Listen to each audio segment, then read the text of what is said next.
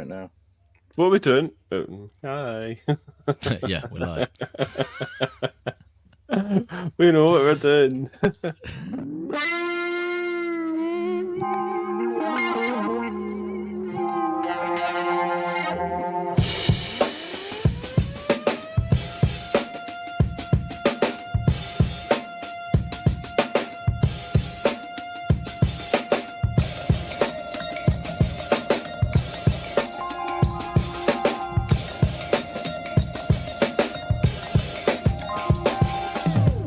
Welcome to the Hop Edition podcast, brought to you in association with the Malt Miller, your go-to choice for premium homebrewing ingredients and equipment.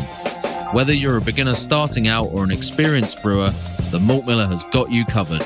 So for top quality products and customer service, jump over to themaltmiller.co.uk and tell them the Hop Edition sent you.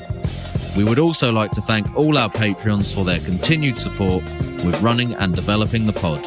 If you would like to become a member and gain access to exclusive perks and benefits, head over to patreon.com/the Hop Edition. Now it's time to get this pod started, so crack open a homebrew and enjoy the episode.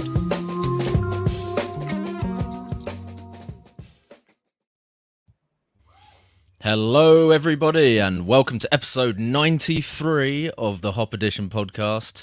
Tonight, we're going to be drinking some beers. That's unusual, isn't it? But these are a specially collated selection that has been put together by Stiffo with some recommendations from him and the rest of the team at the Malt Miller. So shout out to Stiffo for sorting that out for us. Some of you listening may even be drinking along, as that tasting pack was up on the Malt Miller to buy. You can still probably go and grab it, even if you are not going to get them for drinking live right now. But we're obviously going to go through those beers, have a little taster, have a little chat about those beers, and talk about some other stuff that we've been coming up with to just provide a little bit of filler in between. So if you are drinking along, let us know your opinions on the beers in the chat, and any other random stuff you want us to talk about, because it's a little bit of a freestyle episode, this one. We are going to be talking about a few other topics that we've come up with, some a little bit funny, some a little bit more serious, so we'll see how we get on. Before we get into that first beer, a quick reminder to check out our wonderful sponsor, the Malt Miller, premier supplier of all things homebrew. While you're over there, don't forget to check out their dedicated Hop Edition recipe section, where you can find a range of beers that are featured on the podcast, including our own creations and some absolute stunners from our guests as well. The Malt Miller have just recently started selling some of their malts in pre-weighed packs as well, so do go and have a look at that. I think it might help to get the pricing down on some of those common malts that people are buying a lot of, so go and check that out. And I think there's going to be some news upcoming in the near future about some tickets that will be available for an event in September that some of us might be going to as well, possibly.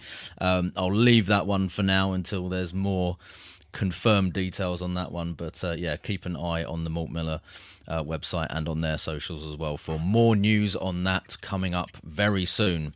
So we're going to get into these beers. Andy's already into the beer, keen as mustard, as per usual. So we're doing these in order of ABV. That's the Burning Sky first, isn't it? So it is the Burning Sky. I've chosen the right one. That's good. Yeah, good well start.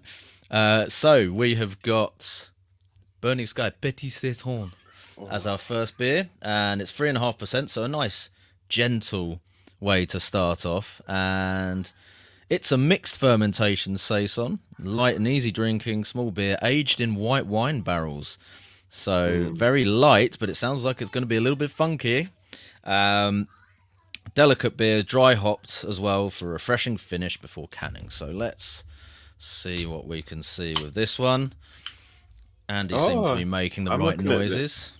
I'm looking at the ingredients. It says barley, wheat, spelt, rye, hops, yeast, coriander seeds, pink and black peppercorns as well. Oh wow, that's a pretty complex grain bill as well, isn't it? To be fair, with the and with spicing in it too.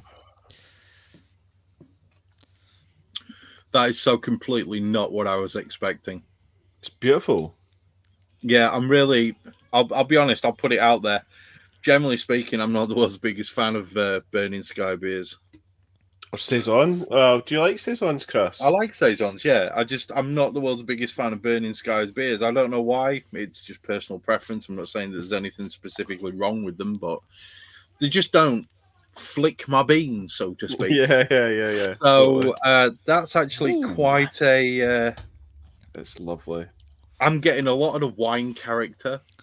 There's a hell of a lot of white grape on that, isn't there? Yeah, for sure. It's fucking dry. I need a pint of water to go with it. And I'll be honest, it generally tastes really quite pleasant. I'll be honest, it's not bad at all. Do you get a slight banana and oak in the nose?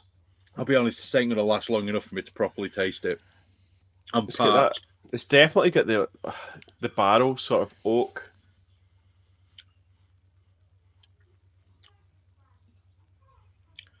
There's a smidge of oak on it.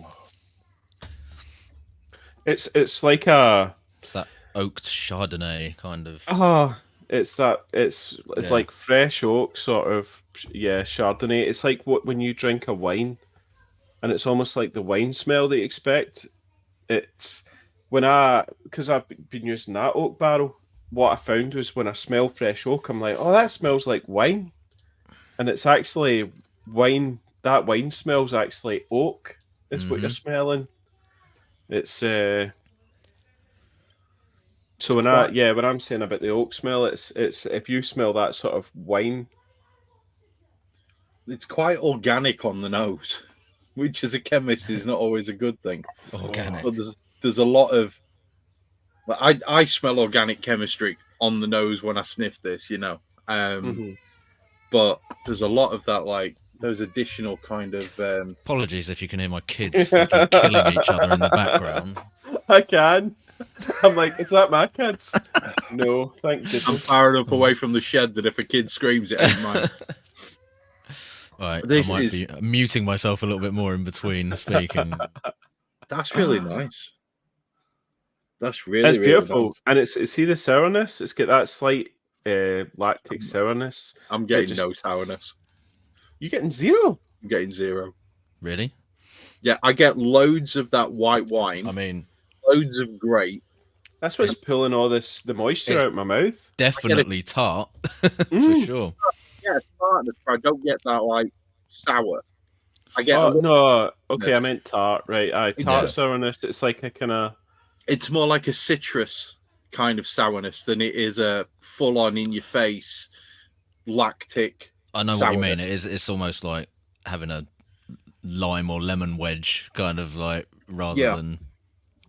That's got about another 4 gulps, and that's gone. To be fair, I didn't. Yeah, until I think it might have been Owen or somebody on the chat mentioned that it was actually mixed firm. I didn't realise that. I was just expecting it to be like a light saison, maybe like a table beer basically. But this is way more interesting and complex than that. It's there's a lot less goat than I was expecting. Yeah, not too goaty or horse horsey kind of farmhouse. I mean, there is a little bit of that kind of funkiness on it, on the aroma, but it's not as not quite as farmhousey as that. But yeah, just that like tart, grapey. I don't get a huge amount of pepperiness, bearing in mind it's got peppercorns in there, pink and black peppercorns. The coriander will tend to make it a bit spicy as well, but it's mainly just a really nice grapey it's just tart. Yeah, a little bit of that woodiness to it, but I'm loving the citrus. Don't get me wrong. I mean, Burning Sky, well done. Because this is the first beer you've ever made that I've I think maybe that coriander is coming through a bit with that citrus flavour, because you get quite a strong orange note of coriander seed, don't you, in beers? That's why it's like wit beers that will give you that kind of like orangey citrus note. So I think that's maybe that with the grape is kind of giving you that kind of sharper kind of citrus grape flavour, but it's lovely. It's a very nice. It doesn't drink like a 3.5 either. No, it seems like it's got way more. I mean, although Yeah. it is super dry, but it's also quite full in the mouth. It's and it's not because like it's a Chardonnay. It's not mega. It's You know, beautiful. it's not because it's mega carbonated or anything like that either. Particularly, it is obviously fairly high carb, but yeah, it's That's lovely. full flavoured for a 3.5% beer. Very nice. Full-bodied indeed. So, should we go into the key question number 1? What was it? Where are It we? was, what is the funniest thing you've seen on brewing forums recently? Yeah, we probably should have worked out who was saying what for this one, because I know everyone's like got a. Well, I took about. I've got one. I took the liberty of taking some notes. Yeah. Okay. Do you want to go wait first, there. I've scared Sam. Because in the description I put, also talk through some things we've not really spoken about before. That's just tricky coming out. Don't worry about it. It's fine. What's the funniest thing you've seen on Brewing Forums recently? Right. So I get a very different selection to what most people do, because obviously I'm on the Hop Edition Facebook page, and Tricky signed us up to absolutely fucking everything. Right. I don't think there's anything to do with brewing that page is not a part of. And I was scrolling. That's how you got to fire the spam out there, guys. Absolutely, right. But I was reading through it, and there was a guy who posted a picture of a beer, and I swear to God, I thought it was a pint of cream. And he'd put this up, and he went, "What do you reckon to this?" And the only thing that I thought was, that looks like a sample, mate. Take it down the bank. But apparently, it was some sort of cream beer that apparently he'd added cream to. Added cream to it. Yeah, they can add milk. No, this is like see when beer was really bad and it went sour and stuff like that back in the day. To it, yeah. You add milk. Really? So it must have been a shit beer that is made even worse. Don't like the sound of that at all. Nope. No. The other one for me that was just absolutely hilarious was a bloke on, I think it was UK All Grain Brewers or something, the bit on Facebook. And this bloke posted a beer and he went, check out what was it he said? Is this clear enough? Or does this have enough clarity for you guys? Was that the lager one? Yeah. It was a fucking Merc bomb. Was that clear enough for the lager boys? And it wasn't even that clear. I mean, it was... You couldn't see him through the glass. You couldn't even see through the glass. It was horrific. It was one of the worst pints I think I've ever seen. And it just so happened that when I read that, I was down here in the shed and I had a pint of my CF302 beer. And I lifted it up and I could read the screen through my beer and I just went... Now you got work to do, mate, and just scrolled past and moved on, kind of thing. But yeah, that's the level of funny that I've seen recently. Oh, aside from the bloke who wants 1,150 quid for a Grainfather. Nice. Did you see the one that tickled me? There was two, right? One was in the Brewing Forums, and another one was actually by Keg King. I don't know if you watched the new Keg King Chubby video. No, I missed that. Right. So it's cool, right? They put the big. It's got a new mouth thing. So they've actually taken the Apollo lid and put it on the Chubby, the big 30-litre Chubby thing, right? Yeah. But then it's like these are all the things, and the whole cool thing with the Apollo and the Chubby and all that, it's pressure fermenting. But they're like, and for you gravity brewers, and they drilled a hole through the Chubby and put a flipping ball lock tap on it, and I was like, and then it obviously called. Now, obviously, you can't use this for pressure fermenting after you do this, and it's like, why? You've just rendered your purchase useless. Good job. Insane, huh? Why? That was a serious video. Them advertising that as an option for. Okay. Yeah. Put it in the Chubby, like just drill a hole in it and fit a ball lock tap. But wow. Why? No, just please, listeners, please do not drill holes in your pressure fermenters. Just get CO2. The moment you drill a hole in it, it stops being a pressure fermenter and becomes a really expensive bucket. Correct. Yes, a very expensive Why? bucket that none of the ball locks or anything's going to work. So the other one was, did you guys see the mash tun? Right, the guy that had taken a plastic bucket. The one that looked like a lamp. Yes, the cake. Cake. I actually went back and found this because I was like, we should put this picture up. Oh, did you? If you got it, Tricky? Because I've Go on, literally... stick it up, man. Yeah, stick it up. Hang on. That's so funny that you saw it as well. Just, I think somebody shared it in one of the chats that we've got on. Do you want me to do it? Because I've got it up. Hang on, I've got it. You got it? Yeah, I just need to find the right window.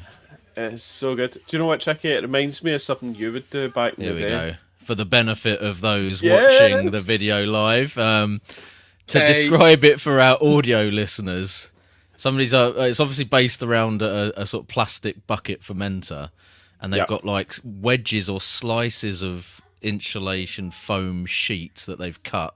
So it's almost like a barrel sort of kind of cooperage of insulation, but then it's all kind of like sandwiched together like a cake or something with insulating foam spray, and that's kind of like seeping out of the joins between all of it. So it's, I'll say one thing, that's going to hold some temperature, Solid. Properly. Good 2-inch thick layer of it, and the insulated the lid as well, so that's good. Yeah. Not missing anything out there, but I want to give a shout out. I want to give a shout out to one of the comments. I don't know the bloke, but Lee Wobschel. If you're listening, Lee, if it works, it works. and that should be the objective of every single thing to do with homebrew. If it works, it works. Don't argue with it.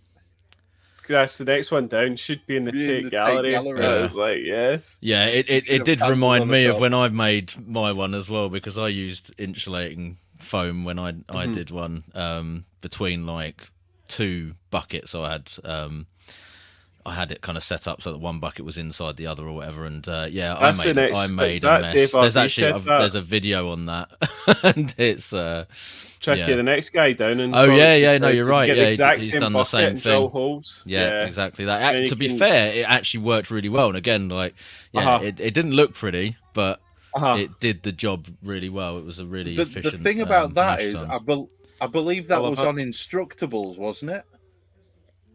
There was a version of it on there, yeah.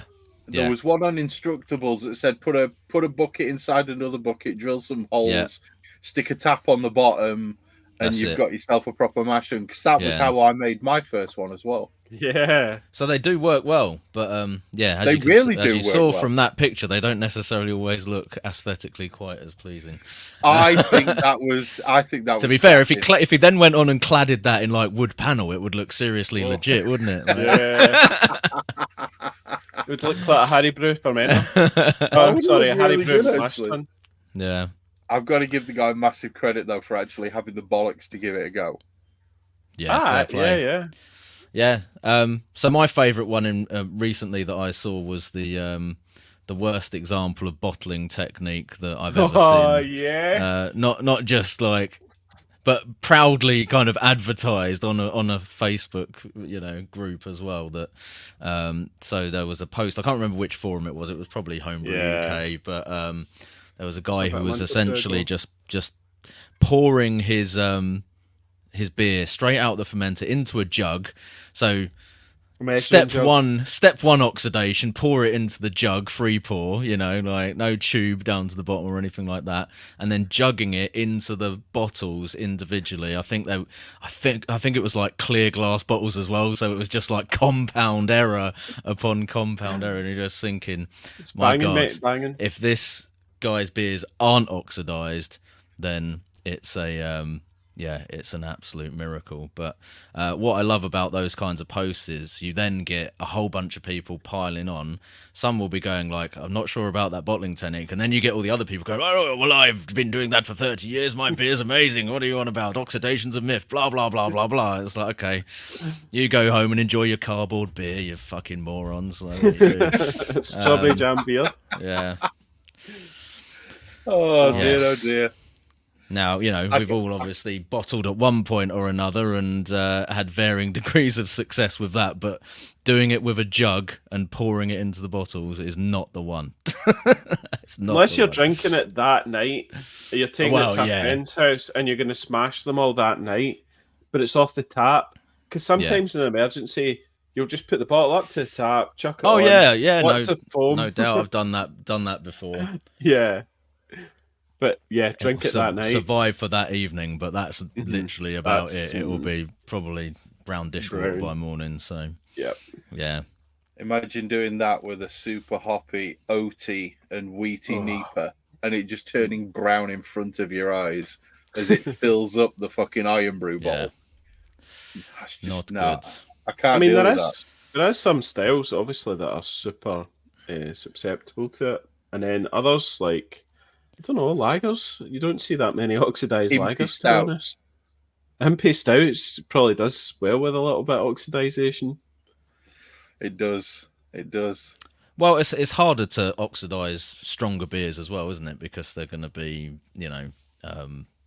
it's literally harder to get gas into dissolved into the liquid when it's got higher density, gravity, or whatever. That's right, Chris, isn't it? There's some chemistry behind that. Yeah, that explains why it's a nightmare trying to carbonate an imperial stout. Exactly that, because it's the same problem with the CO2. That Bounty Hunter, I had it on like 15 psi. So I'll just leave it on a sort of just above serving pressure. A week, nothing. 2 weeks, nothing. Cranked it up to like 30. Another week, nothing.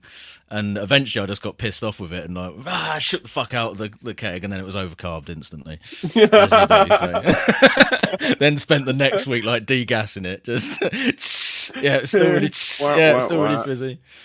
Got there. That's the one, mate. That is the one.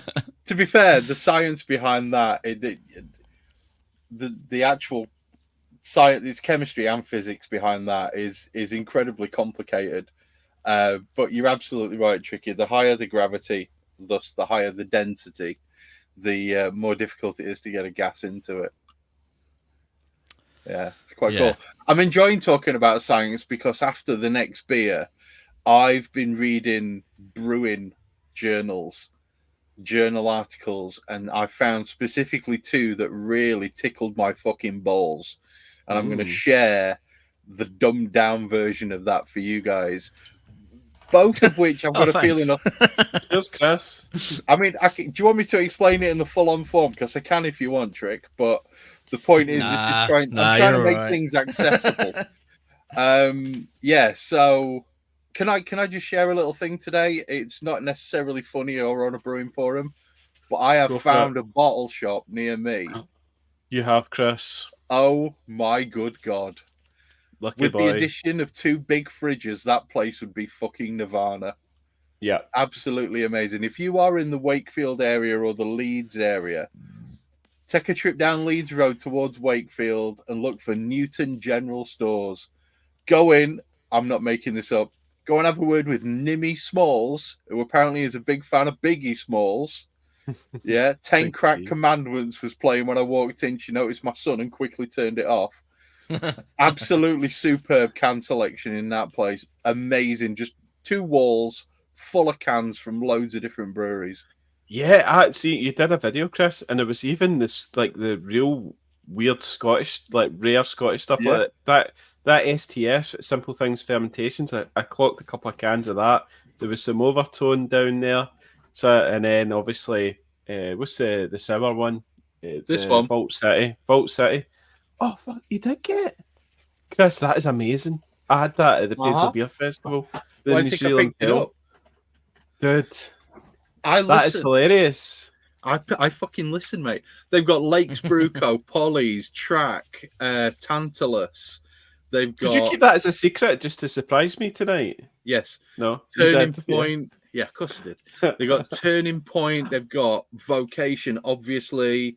I can't remember many of them, but there were frigging loads. There were loads and loads and loads. And she's really cool. We walked in. She turned the music off. I'm like, oh my God, I'm just going to go over here and check this out for 20 minutes. She went to Oscar, do you want a slushie? gave him a slushy for nothing, so he was happy. Then Oscar came over and starts pointing at all these different cans. Do you want one of these, Dad? Do you want one of these? Do you want one of these? I'm like, I want them all, Oscar. Yeah. But the problem is, Mummy would stab me in the balls. So, you know, I'll just matter, Chris. That's true. I'll just take you know, 5 or 6 take today. some sweet release. So, yeah, maybe. No, I got some good ones from there. I've got these, which there's 5 of these beers from Buxton. Oh, Hot Peaks, right? Oh, yeah, that's another Charles Farron. So look, 4 of 5. So there's 5 of these in total, all with Charles Farron experimental hops in. I might crack one of these later.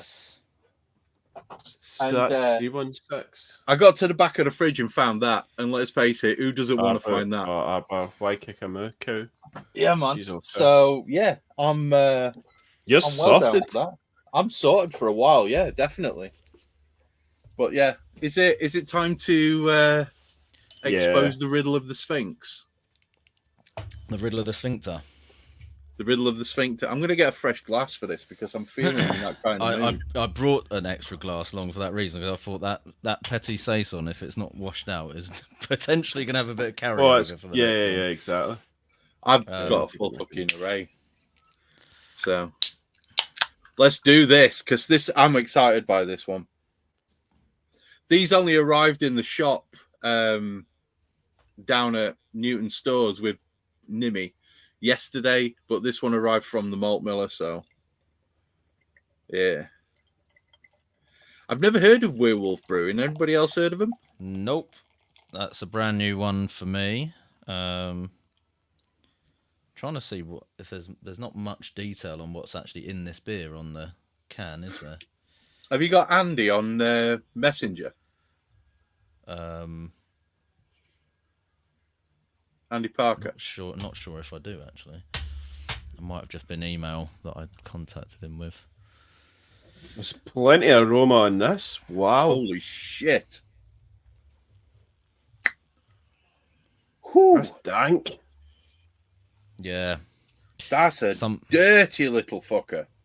Something something weedy in that. Like, really. That's really like. Does it tell you? Barley, oats, maize, and buckwheat. It doesn't say on the can, but I reckon there's something like Columbus or Stratum in there or something. Beer. Proper West Coast, isn't it? It's a West Coast pale, is that? Let's see if we can find some more info on that one. Oh, I like that. That smells like proper weed. It's got a nice body. Ooh, not meant to be sharing that. I know. I just set it to share, Trick. Huh? Oh, you were looking at the same website. Yeah, funny. I set it to share on your page because it was sharing at the bottom. Okay. I didn't know what was going on there. Right. Dank. That is dank. That is like. I love the smell. Andy, hold your nose. Right. Hold your nose. Don't say a word. Hold your nose and just listen. Smell it. Now, take a big smell. Papaya. Green papaya. No, there's no more detail on their website either, to be honest. It just says expect bright citrus, pine, and stone fruit. Doesn't tell us what the hops in there, so we'll just have to speculate on the hops. I reckon it is Hallertau Mittelfru and Styrian Goldings. Solid. Oh wow, there's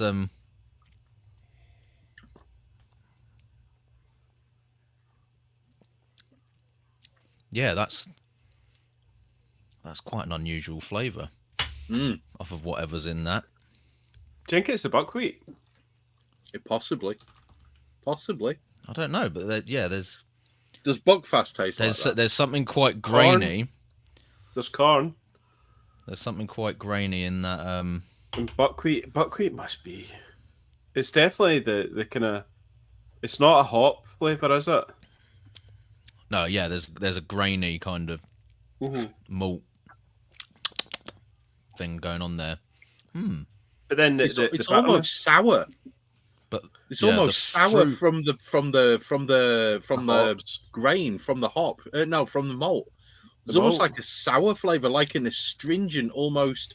You know when you chew on a piece of raw malt. I wonder if that's Bef- something Werewolf Brewing's brought to the. That's something they do, and they use buckwheat or something. Well, apparently that's they're not an American brewery in London, which is why they're called Werewolf. American Werewolf. Well, that's what literally it says it on the back. It says it here. It would help if Had glasses. yeah, it's American Werewolf in London. I really like this, but I'm struggling like to it. like identify what the actual What's going on? taste is that I'm getting off of it. There's there's definitely a lot of there's kettle hops in this Yeah. because there's this lingering bitterness on Yeah. you, Yeah. and it's almost like a what's the UK hop that's a bittering hop? Guns of Sea. Stewie's just posted 900 plus beers. Is that the number of beers that you've drunk today, Stewie? What's it? Challenger. Do you think it's like a Challenger sort of thing? Challenger's more floral than this. No, but I just mean for the kind of peppery bitterness. It is a bit floral though. Actually, now that you've said that, there is a bit of floral flavour in there, but there's this kind of like specific citrusy taste to it that I can't quite put my finger on. And there might. I'm thinking maybe something like an equinox or something in there. Maybe There's no peach. There's no peach. Oh, that's green pepper, isn't it? yeah, equinox, the kind of green pepper and It's weird how you get peach from it. tropical. But it still smells really dank and weedy on the nose. So It's super weedy. Could be equinox. Check. I reckon there's Columbus in this. Oh, I would reckon Columbus, Chinook possibly maybe as well. smidge. I was going to say Chinook.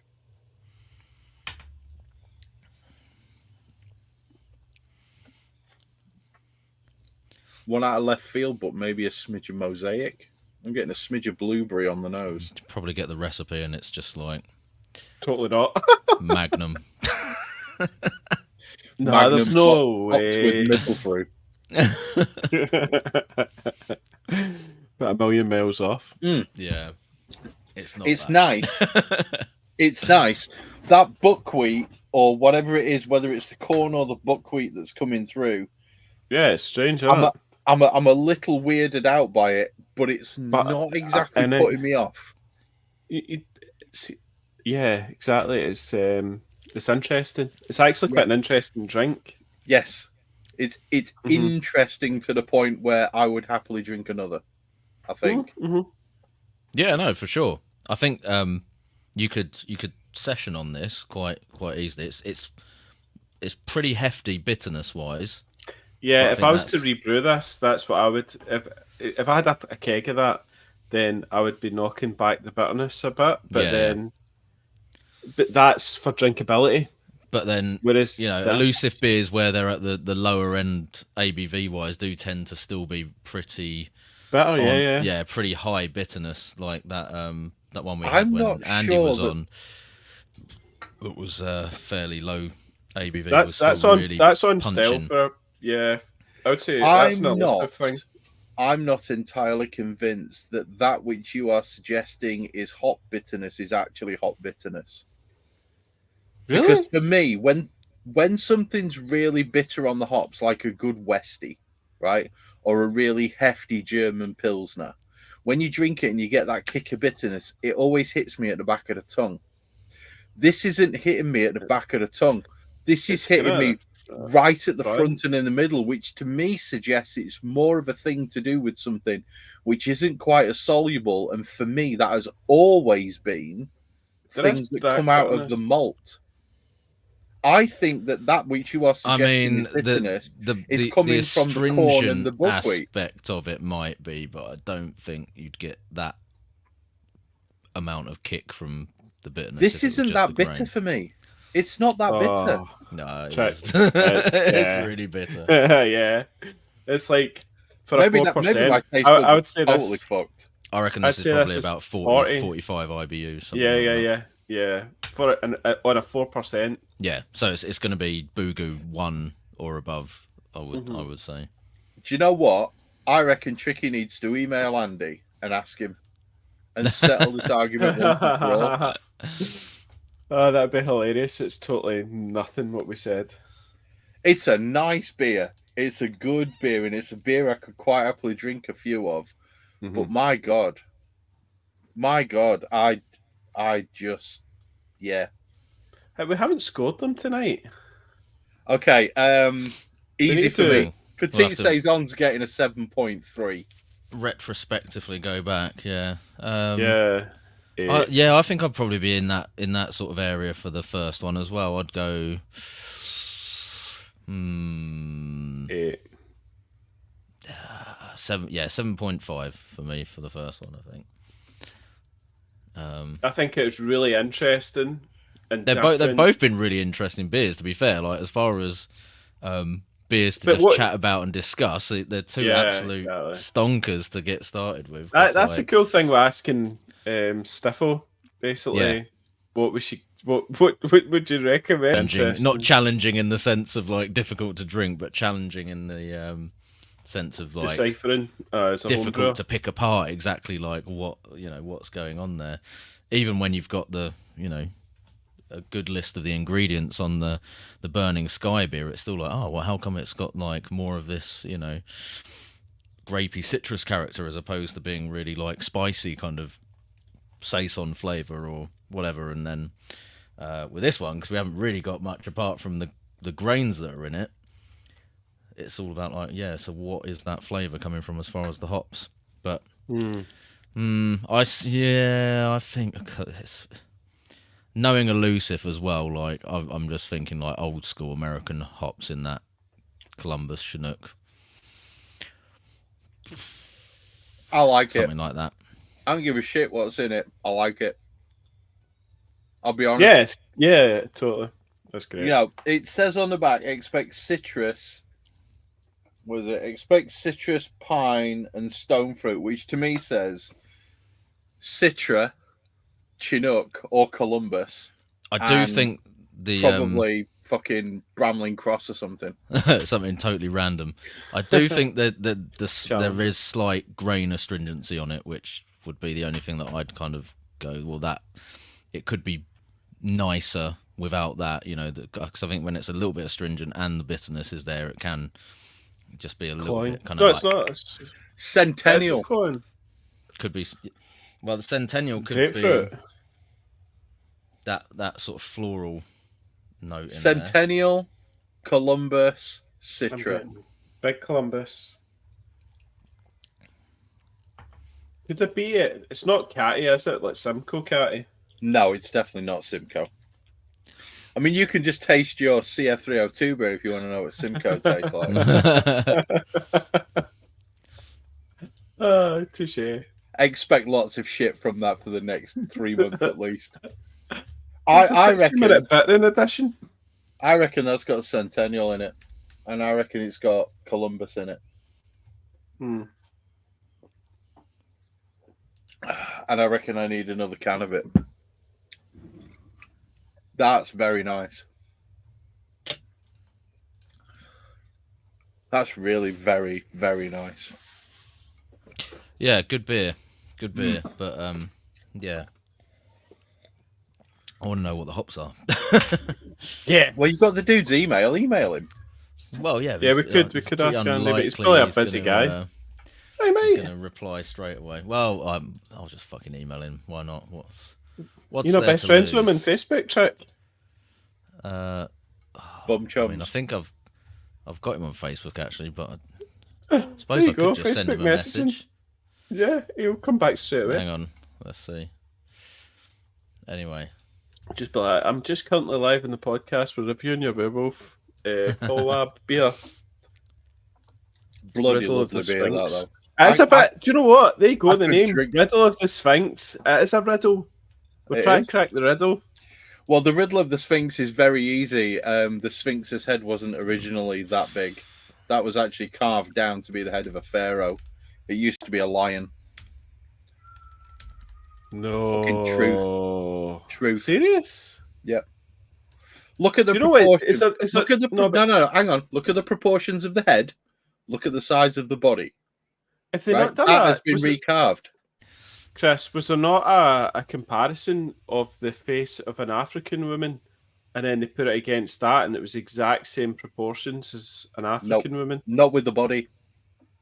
Nah, well, the body's different, but Just gonna Yeah, start because getting, it's been getting recarved. deep into the Sphinx conspiracy theories now. Of And previously, water erosion patterns on the base. It's actually 50,000 years old and landed with aliens. oh no, did you see that the With actual aliens, come on. they'd seen that actually There's see a the spaceship rivers? inside it. You know it's true, No. Chris. Guys, they'd done this was it done satellite or they'd done ground penetrating radar type stuff. And they LiDAR. found LiDAR. LiDAR's the pinging. Okay, but yeah, they mapped it all and they found that the water actually used to come up to the pyramids. Yeah. So they think actually how they constructed it was obviously they could bring it right up in boats. Can I just say that is the absolute biggest pile of bullshit I've ever heard in my life? Okay. Archimedes' principle, okay? If you've got a stone block that weighs 150 tons, how big a fucking boat are you putting that on? And more importantly, where are those boats? Because there's fucking none of them. Now, I will admit... They have found boats. They did find boats. And they were all fucking they big. were Fuck buried. off. They were all buried. They did find boats, Chris, and they were miles away from the water. But then they found, someone's been watching too much Ancient Aliens. I've never watched Ancient Aliens, but I have watched the one by Graham Hancock called Ancient Apocalypse. That's the Ancient one, yeah, Apocalypse, mate. That was amazing. That was It's really brilliant. good. Yeah, I love the snake, the one in America that pointed directly towards the sun. Yeah, I'm telling you, man, it's coming. And It's everything was to do with the stars. It was good. There's some of it that's a little bit tenuous. You're just like, little bit. But please explain to me then the Bimini Road. Oh well, I think there's lots of stuff in there where it's like there's clearly evidence of something, going further back, but it's just some of the stuff in that series is like you're jumping like the gun a little bit as far as the evidence that is actually there and going, okay, well actually all of this is connected and they all knew each other, probably had like, teleportation, all sort, you know what I mean? Like it's just goes a bit beyond like I honestly think that when it happened, when the Younger Dryas event happened, I reckon that was a big thing, and I reckon, I genuinely reckon the explanation to that one was it was an asteroid that hit the ice caps, multiple and asteroids, then that caused it to a massive flood from that, which then caused the next. Was it the ice drop age. in temperature? Yeah. No, that was the end of the ice age. But the drop, but it was, it's pretty cool. Yeah. And then all the different religions around the world all had to talk about the same flood. The same fucking thing. Yeah, funny that. Weird. So that's cool. Anyway, come on, Noah, save us, bro.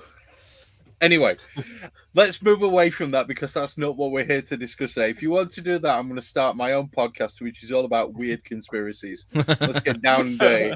Mushrooms are a prerequisite. Now, let's go see the snake. Had somebody already put this one up on the screen? Because I didn't. Hermitage Shanks. Oh, mate, Jeff, did you shit your pants several times? Right, you need to read it out. I went to Egypt on holiday. I ended up spending 2 weeks with Armitage Shanks. Clever people, but can't cook for toffee. Don't have the ice. Drinks. What can I say? I mean, we've all had Delhi belly, but I know some people who've been to Egypt like he did for a 2-week holiday and spent 2 weeks It's a strapped shame, in a innit? shitter. Yeah. Didn't realise Egypt was bad for that as well. Jeez. No, all of those type of countries, everywhere that's in sort of, Saharan Africa, they're all pretty bad when it comes to sanitation. There's a reason why they use so many spices, because it hides the flavour of rotting meat. Anyway, Jeez. Like can Brewing? we jump into the next bit? Oh, Chris is eager to get into his It's journal reading. So, I've been reading the Institute of Brewing recently because I was bored. And also because they've just made all of their articles free. So if you go there, you can actually access every single one of their articles right from the beginning of time, free. You can read them all. And I read a really interesting article that talks about protein content. There's a very specific compound in malts which can cause premature flocculation in the yeast.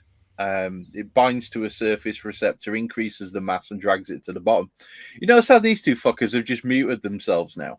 They're going to have a break and chill out while I talk absolute bollocks for 5 minutes. But anyway, Keep going. So yeah, cheers, Andy. So essentially, depending on the malt that you use, and depending on what the specific protein content of that malt is, it can affect the flocculation of your yeast and essentially cause your fermentation to stall early or end early. All right. Now, I have had, everybody knows I brew my nipple beer, my heavily hopped kind of Pilsner beer, using exactly the same yeast, exactly the same process, exactly the same malts, exactly the same water profile. I have noticed that shifting between maltsters, specifically between Weyermann's with their Bohemian floor malted Pilsner, and switching to Dingerman's, which I did, and I've checked the spec sheet on this. The Dingerman's actually has a lower protein content. Yeah, I would imagine so, because it's about 1.2%, but it has a Not lower much. protein. Not It's much. not much, but I have noticed that the final gravity that I get with that, and this is specifically with my Idaho 7 and Cashmere beer, right? So the same hops, the same yeast. The only difference is the main base malt. I can have anything from a 2 to a 4-point final gravity difference. And that's mashing at the same temperature, boiling for the same. I mean, I've got that recipe down pat. I can do it in my sleep. Yeah. Everything else is exactly the same. The only difference is the base malt. And if you leave it and rouse it a little bit, I've got, pressure fermenter, so I just give it a shake, kind of bring everything back up. You can get a couple more points to drop, but there's always a difference in the final gravity between using Bohemian floor malted and using the Dingermans. And it's always, even after shaking, even after rousing, it's about 2 points difference. Now, this kind of ties in with this article where they talk about it, and I can't remember the name of I've got the article up on my phone. I could read it, but it's really not that important or really that relevant. But the bottom line is, the higher the protein content, the more likely this compound is to occur. The more likely this compound is to occur, the more likely you are to end up with premature flocculation. And I will say that with Bohemian floor malted Pilsner, the beer was noticeably clearer in a quicker period of time than it was using Dingermans. Anecdotal evidence, nothing scientific there, but just relying on my observations and the fact that I make this beer quite a few times. Yep. It does. There is clearly something there. Because I take it, see the Citra Pils that we all did. Is it cleared on anyone? I mean, it is a Citra Pils, so it's got 2 ton of mine's Citra not dry hop, but at all. I mean, it's not like a Merc bomb, but it's got a haze on it that's not gone anywhere yet. I haven't. We all used the Dingermans, didn't we? Chris, you may blooming get this into. How long's that been sitting on dry hops? It's 1 degree. It's not actually doing anything. 2 weeks. Bit more. Time, mate. Time is not my friend. Now, moving on, because in the same article, and this is really interesting, it was actually talking. The title of the article is. Hang on a sec. Just let me pull it up. The title of the article is "The Impact of Terroir on Barley and Malt Quality: A Critical Review," and it's by David Evans, Blakely Painter, Marta, I can't pronounce her surname, and Cheng Dao Li, right? All from different universities. And it's essentially a review of all the literature that's been put out about this. Now, what it talks about is callback index. It talks about the primary influence on terroir of malt is the grain protein content. Now, it talks about, when you get down to the nitty gritty of the article, it talks specifically about the impact of the day length on the protein content of the beer, and how lower protein content beers have a tendency to produce better flavoring within a beer. So they have more flavor compounds within them. So the Dingerman should have better flavor. It should have a better flavor, yes. Okay. It is excellent, to be fair. It is excellent, but there's something that comes from the Bohemian Floor Malted which makes me gravitate towards it more. Anyway, calm down. Because one of the things that it does say is, based upon this theory of day length and thus maturation of the grain, okay, Australian malts should be or have a better flavor than any malt from Europe. Now, we have a large contingency of Australians who listen to this, and it's clear that none of them are going into Foster's, okay? Absolutely none of those well-flavored malts are going anywhere near any of the beers that we get on this side. But then the Foster's is just some made-up thing that's in the UK, brewed in Burton and Trent. That was a joke, Andy, to be fair. Okay. But the point is, the point still stands. Triple X. Come on. The longer the day length is during the maturation period of the barley, the more these flavor compounds are being produced. So therefore, we should all be aiming, if we want to make a tasty beer, we should be aiming for malts that come from parts of the world that have a longer day length to increase the flavor within the malt. Hold on, is Scotland got a longer day length? You get like fucking an hour and a half of daylight in the winter, mate. Yeah, but in the summer, it's insane. Yeah. But then, hold on, because I think, see, for hops, though, when we had Farms on, I think he was saying how the day length for Scotland isn't right. It's not long enough or something. Too long.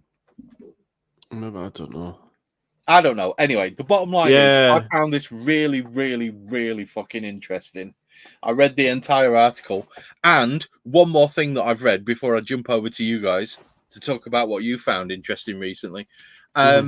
Sierra Nevada, Charlie Bamforth, their head brewer, I think he is, or one of their brewers, one of the head honchos. Is it Sierra Nevada? Foam. I don't know if Charlie Bamforth. No, he's not a brewer there. He's like he's like a educationalist. Yeah, he's like a brewing academic. Mr. Foam or something like they call him. He's from the UK as well. Charlie's all about head retention and stuff like that. Right, well, that dude's kicked a fucking hornet's nest. Because what he's turned around and said is that the impact of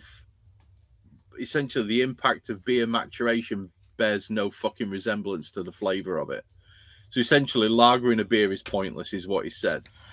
And he's also kicked off that old fucking can of worms. It's an article where he talks about research that he's going to do, where he basically says that different forms of carbonation produce different flavor profiles within beer. I'm just I'm paraphrasing here, but essentially what he's saying is smaller bubbles make a beer taste different, and you get smaller bubbles from different kinds of carbonation. Well, you should read the article because the article's hilarious. I will post a link to the article. It's funny as fuck. but the maturation on lagers, like German or Czech lagers, is insane, where it allows this sort of crazy type bubble formation as well. Yeah. Yeah, here we go. It's sort of play. Right, can you read that? Provocation, which is basically, this is what I'm going to do. Prolonged maturation of beer is of unproven benefit. And he talks about all of these different kinds of things, dogmatic insistence that certain techniques are unequivocally linked to the delivery of quality products. He's basically saying that the brewing industry has been doing it wrong, or he's going to investigate whether or not the brewing industry has been doing it wrong. And the article itself is basically, I'm going to kick a fucking hornet's nest and see what happens. I mean, well, you'll find your kind of modern breweries, if you want to call them modern, they'll probably have quite a quick turnaround time, even on the lagers, compared to the likes of Budvar. Where they've got this is a tradition sort of thing of why we've done it, and it's been handed down from generation. Think, maybe some of that tradition was from them needing to this age it out, so this is why we do it, to get rid of issues that were created by the maybe not ideal conditions they had for fermentation in the first place. I don't know. It's not. But then diacetals is actually a favoured thing in these beers because it brings the flavour as well that they look for. Mm-hmm. Yeah. Chris, you're mute, mate. It's Chris is definitely a point of discussion. Does Chris going to unmute himself? Chris, you're muted. Yeah, bollocks. He talks specifically about wait there, because I've got to find the section. Bollocks, where is it? He talks specifically about DVK. Is it DVK? Something or other ketones.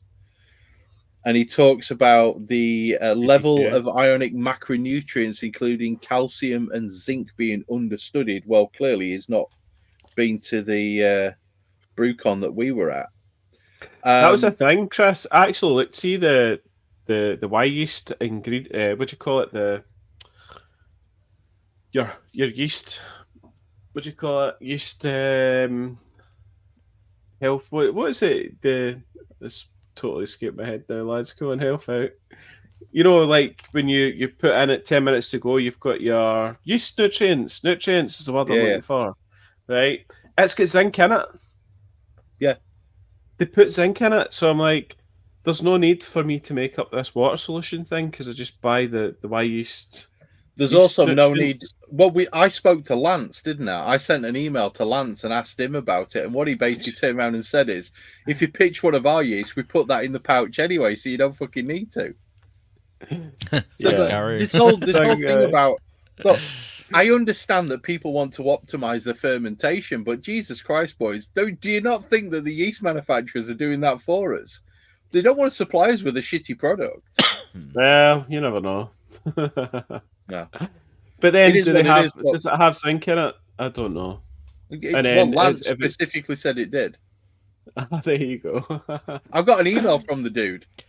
So this whole thing about reuse. It's reuse then, Chris, that'll probably really come into play. Absolutely. And I spoke to Martin Hodinot about this, and he basically said that he absolutely, if he's reusing the yeast, he will pitch this and he will pitch that and he will put nutrients in and all that sort of stuff. And I get that. But the vast majority of home brewers pitch once, brew a beer, rinse the fermenter and put a different beer in with a different yeast. The vast majority. Yeah. Right? Yeah. So we shouldn't really give a shit because it's all in there in the fucking yeast that we pitch. It makes beer, doesn't it? There's beer at the end and you're like, oh, this is good. But yeah, that article by Charles Bamforth, I don't want to, get into any trouble with him. That is going to kick one hell of a fucking can of worms. That he's kicked the hornet's nest with that because he's talking about, lagering being pointless and stuff like that, or unnecessary, I believe he calls it. But I want to read the research when he's done it because I find it really interesting. I mean, it's just like from your own personal experience. It's like, well, I see clear differences in the beer when I lager it or age it for a certain amount of time. So it's like, well, maybe the things that are claimed it is doing in certain cases are not happening, but that doesn't mean that it's not beneficial. I don't know. It's a bit of a weird one for me to sort of try and go, well, that's just pointless because the beer's not going to be the same after if you're just going straight from, fermentation to packaging. Yeah. Surely. What can I say? I'm actually. I find it interesting. Oh, it's interesting. Yeah. Just talking about maturation, all that sort of thing, the good stuff. I'm currently doing a hellish, right? I've done 2 weeks. I'm now into my. I think this is the 3rd week, and I'm trying to follow that fermentation doing the super profile. low and slow fermentation. Yeah, right. Yeah. Right, and it's at 5 degrees just now, but it's still there's a bubble every occasion. Just keep going. Yeah. So it's killer. So what? Hurry up! What temperature did you start it off at? I actually did 12 tricky, and then once I got down to that sort of, was it 10, 18 or something they wanted? It was like kind of slightly near the tail end. Then you would bringing it down a degree a day sort of thing, so all the way down to it's like 5. you're almost doing it in reverse to the. It's literally the slow method because the quick method is to ramp it up. This one's up to ramp 80, it down. 16 or something like So that. there's no like diastole rest. You're just letting it. So now, sit slowly, yeah. So now, but then you have to hold it at that for a week. So that's like, I think Tuesday is after the week now, and then it has to. Then you crash it down to 0 pretty much. I don't know. Do you remember at BrewCon there was like people basically like shouting at the guy, freaking like, out. What are you on about? Like, how can you have a diastole rest at 5 degrees sort of thing? And then there was a competition. They couldn't handle it. Yeah, they couldn't handle it. And then there was a competition between the home brewers and what was it? Who was the brewery? Utopian was the brewery. Utopian, yeah. There was a competition, and Utopian just absolutely rinsed everyone. Top 3 for like their beers. Everyone else just got smoked. Yeah, that was hilarious.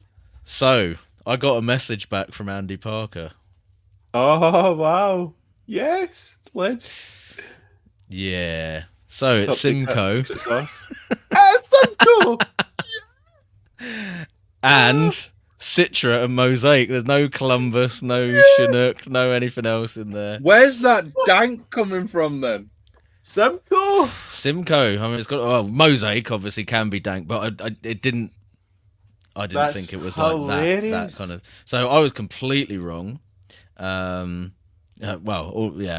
mean, I guess you could say Simcoe Columbus. Up the Mosaic. I did say Simcoe. And then did you say Simcoe? I did, yeah. And then Chris proceeded to slag Chris was me like, off. No, Simcoe. No. Andy, Not enough go taste your CF beer because then you'll know what Simcoe tastes like and all that. But and I'm like, right, that's only half of it, okay? Because he followed up with, and I don't know whether this is like him like pulling my leg or something, right, or what. But he's or a typo. But it's like why would he write it out like this anyway? But the grist, according to the message he's just sent me, right? That it's, yeah. It's there, Andy Parker. Yeah, we believe you. The grist was 70% oats. He's just messaged me. I was like, what? I've said 70% oats, question mark, and he's not replied to me, so I don't know what. There is oats on there, but like, why 70? Why would it? I mean, it would explain the slightly odd, grainy kind of flavor in there, but at the same time, like 70. How would you even? How do you even mash a beer that's 70% oats? That is because you get it with husk. Tricky. Is that some? Oh yeah, that's true. That's what I've got in the garage. Malted oats, in the house. It's with husk, and it lets it drain.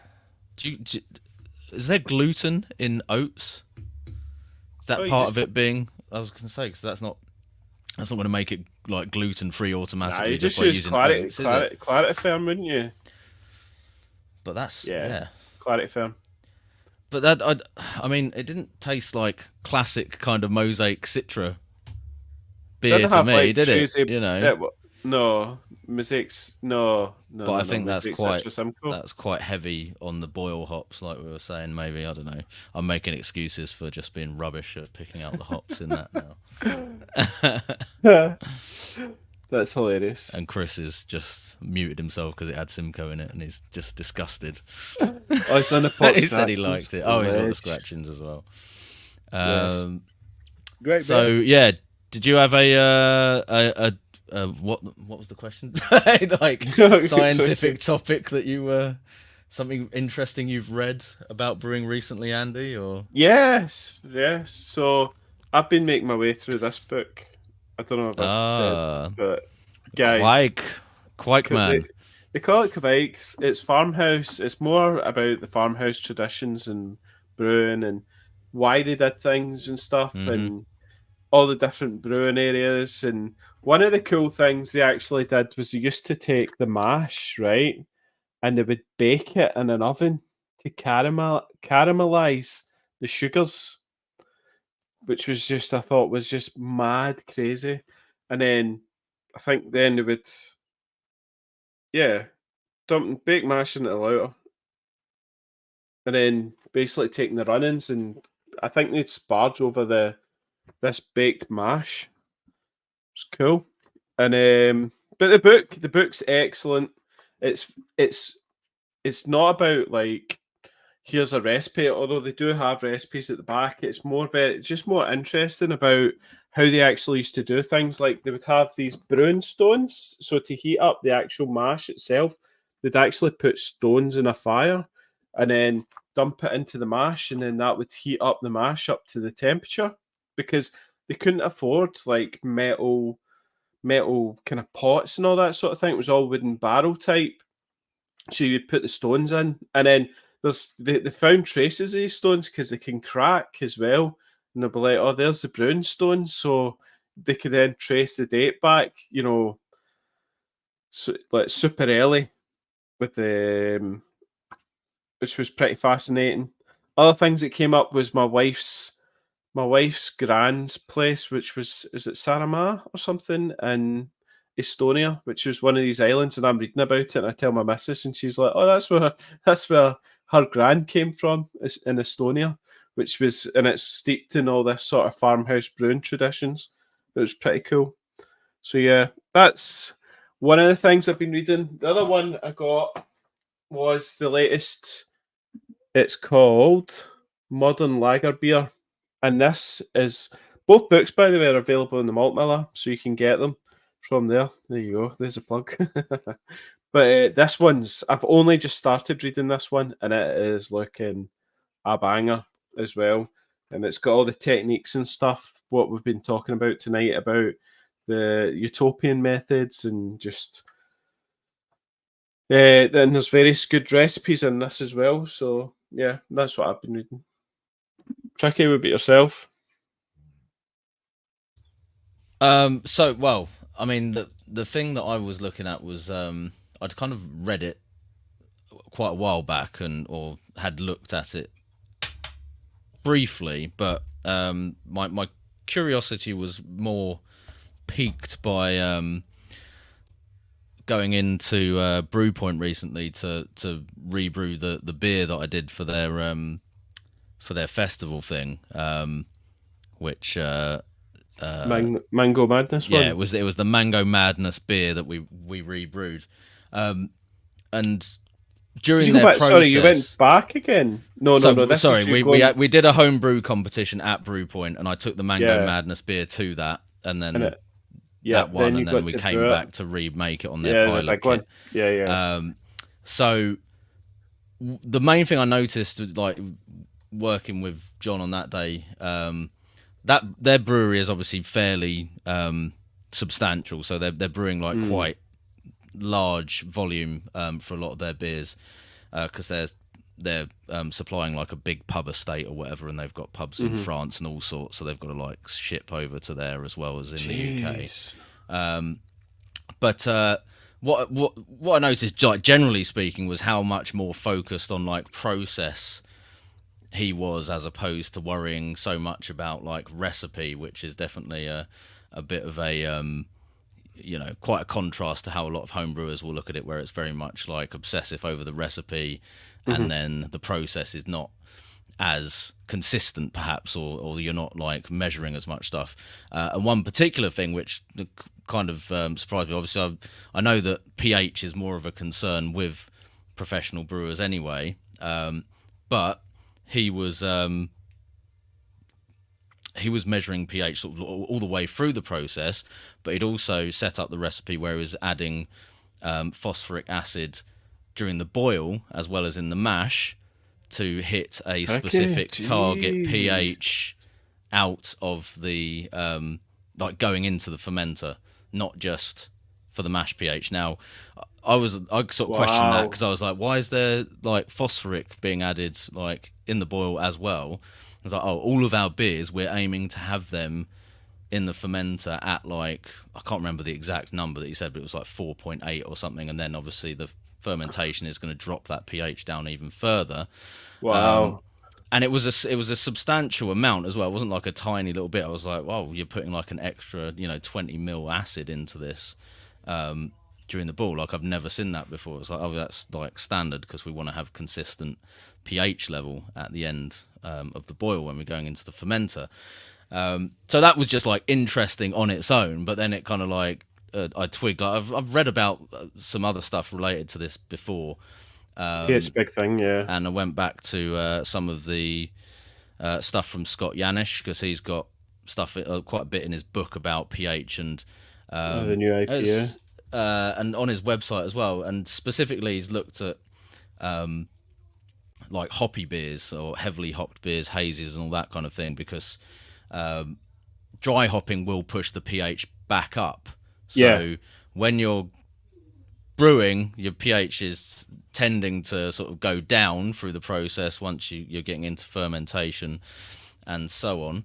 But dry hopping can push it back up the other way, and there is an impact in terms of flavour and the presentation of the beer and all sorts of things. It can have an impact on literally everything, pretty much, the pH from what I've read. So it can affect the presentation of the yeast in terms of like the amount of esters that are produced, the bitterness, or how prominent the bitterness is, and so on and so forth, the mouthfeel, body of the beer. So it's like everything is potentially affected by it. And then it's kind of like you twig, well, that's why they want to be like super consistent with where the pH is, so that it's more sounds like we need an episode on this. Well, maybe this is like a little warm up towards that, perhaps. I don't know. Yeah, a bit of research. But so, and I mean, it's one of those things where probably, on a homebrew level, you're not necessarily going to be looking at that to quite the same degree, but I think it's something that maybe, if more people are aware of it, it might be something that you could start to experiment with a little bit and see what you can do. Because, again, coming back to like your really heavily hopped, hazy IPAs and things like that, and this is all sort of not like definitive research or anything, but it seems like from the research that has been done so far, it's potentially something where if that pH goes too high, you can get quite a lot of green kind of polyphenolic hop bitterness, or like that, basically what a lot of people would call kind of like that hop burn, hop bite, etc. And a bit of acid to remove that. Potentially, that's something that you could look at, where it's like if you maybe then add a little bit of acid and get your pH back down, it might soften that bitterness off and make it a more palatable beer, potentially. So now, obviously, like part of that can be just making sure that you're getting a nice low mash pH in the beginning, because it's all going to be related to your starting point anyway. But particularly, I guess, if people are not controlling the mash pH well, and then you're doing a really heavy dry hop, your finishing pH might end up like quite a bit beyond the ideal window, and that's where you may be more likely to suffer issues with MPs are all not MPS. That green hop bitterness.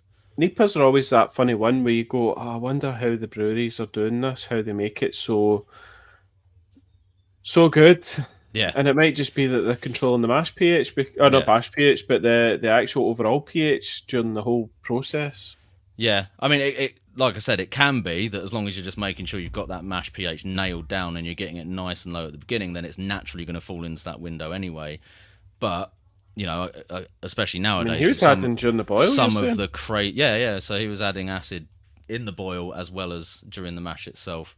So yeah, it's interesting, and Thomas has just mentioned an interesting point which we did talk about, I think, when Adam was on the podcast before, about adjusting the pH in sparge water, and that is one of the factors where if you're not doing that and you're using sparge water that has got has still got a lot of temporary hardness in it, then that would, even if you'd nailed your mash pH, that could then push your actual back finishing pH way back up, if it's not acidified and it's got a lot of temporary hardness or buffering.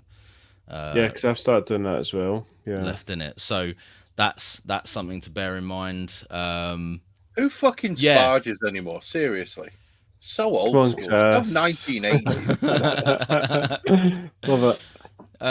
So yeah, it seems like it's something where there's a bit of discussion to be had, and possibly something we might look at later on a podcast. But it seems depends on the beer style as well. So it seems like obviously if you're not dry hopping, then it's going to kind of naturally fall down into this nice area as far as pH. And if you go the other way and then it becomes too acidic, obviously that can cause issues as well. But specific to like these heavily hopped beers, it seems like there's a bit of a link there and quite a bit of evidence to show that your pH can come into play quite a bit if you're getting this like really astringent kind of green hop bitterness coming off. So should we be aiming for a lower pH? Should we be aiming for 4.8, or should we be aiming for like 5.5 in the final beer? Lower in the final beer. So 4.8. Yeah, I think that's kind of in the middle of the sort of ideal. It's like range. A kind of back 4. I don't know if it's I get that there's an analytical window there, but 4.8.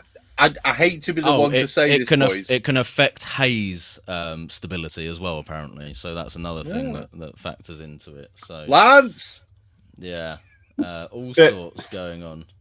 This book that I was talking about earlier, it's got a acidulated malt, and it says dependent on mash pH. So they're obviously traditional German brewing. Then they're using acidulated malt.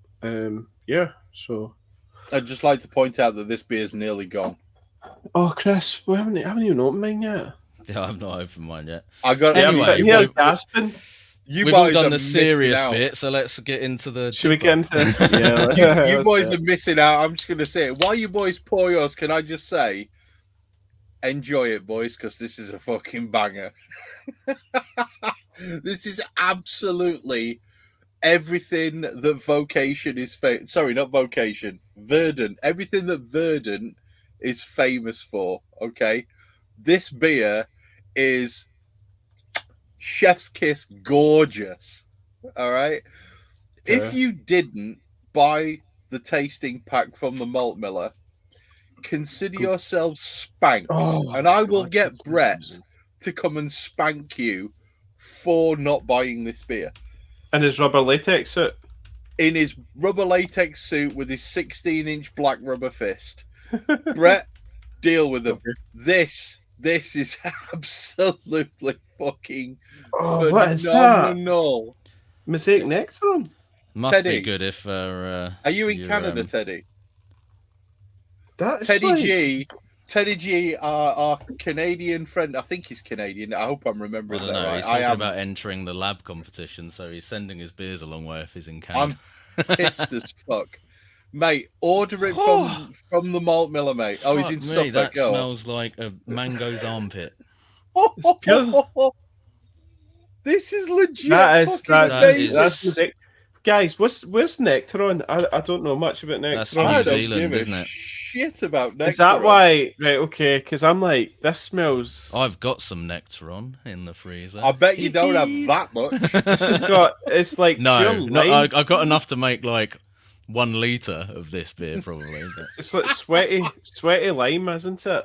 This is amazing. This is... It sounds really weird to like say that it's a pleasant smell of sweaty tropical fruit, but that's exactly what it is. It's overripe mango. Oh my god, that is so juicy. That is unreal. That is actually unreal.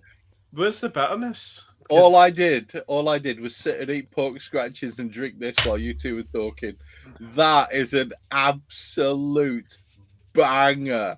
It's pure milky. It's fucking epic. The amount of mango flavour on that is just. It tastes like you're chewing on a mango. Tastes like a fucking. It's. Oh. If anybody is currently listening to this podcast, I don't care when it is. I don't care if it's 2029. Okay? If somebody is stupidly going through our back catalogue, catching up, and you happen to work for Verdant, please send us an email and please come on the podcast. That's the best. I mean, that's just overtaken like all the other Verdant dippers that I've had. Was it Verdant tactical? Beers. Oh, is this a dipper? Yeah, yes, 8.4%. It's a big dipper. I've been chewing this like it's a fucking 3%er. Unconventional tactics. Right. Oh yeah, unconventional tactics was amazing. Still is. I mean, I think I've even got a can of that still in the fridge. But this is next level. This is amazing. This is easily 20 grams per litre of dry hop. But I don't know. Like, this is just chewy and thick and straight up mango juice. And you're getting all the other tropical flavors that kind of sit on the backwash after that. Just huge mango. Oh my God. It's not even like. Is it in your? It's not in your face. Like that. There's no alcohol in your face. Oh, there is. It's so silky. Maybe mine's is cold. That's why I'm putting my hands around it now. But it's so silky, ridiculous. Very little bitterness, just pure juice that comes out. I was literally like digging through the freezer, going and looking for some Simcoe earlier today that never materialised. That disappeared down the back of something, or into a beer that I forgot about. But I've found 3 packs of the Nectaron. Oh, right, that Robbie's hooked me up with. Oh wow! So they're 50 grams, so it's only 150 grams in total, but still. Oh, and I looked at that and went, "Oh, I need to put something together with that, a hazy beer." And I was like, oh, "What will I put it with? Oh, maybe I'll just like combine it with some mosaic." I think I've got the answer. What it's gonna go in. Oh, wait there, Tricky. Damn. Let me see if I can find it. Maybe you need one of these. Never going to be good. Oh, I did Spectrum. That would be a good option. To be fair, I've got plenty of mosaic hops that need using up T90, so I think I'll go with that. It seems to be all out of Spectrum actually on the Malt Miller website at the minute, because I did look at getting some Spectrum with these beers, but they only had Incognito, from what I could see. Oh, you've got the holy shit! Quite a nice little selection there. Remember, 1 packet. 1. And during active fermentation as well. Yeah. This is quite possibly... This is excellent. The best beer I've had in a month. Really? As a dipper, this has overtaken every single beer that I have had this month. Bearing in mind, before I started the podcast, I was 4 pints in, right? And I smashed my way through that Burning Sky beer like it was going out of fashion. Incidentally, 7.3. 7.3, 7.2, 7.3. And then I'm going to give the Elusive beer, just for the effort that they've put in to make that beer, I'm going to give them a 7.4.